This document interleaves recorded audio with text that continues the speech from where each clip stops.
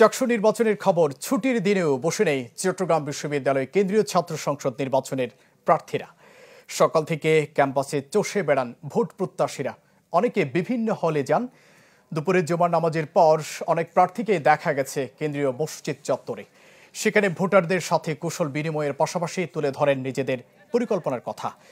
আনুষ্ঠানিক প্রচারণা শুরু হয় গতকাল। তবে শারদীয় দুর্গাপূজার 5 দিন সহ আগামী 9 দিন টানা বন্ধ থাকবে ক্যাম্পাস। ভোট হবে 15 অক্টোবর, যাতে মোট ভোটার 27,521 জন। কেন্দ্রীয় সংসদে লড়ছেন 415 জন প্রার্থী। আমাদের যে স্বতন্ত্র শিক্ষার্থী সম্মেলন থেকে আমরা প্রচারণা শুরু করছি। আমরা শিক্ষার্থীদের দ্বারে দ্বারে যাওয়ার চেষ্টা করতেছি, শিক্ষার্থীদের চাওয়া পাওয়া গুলো শোনার চেষ্টা করতেছি, আসলে তারা কি চায়।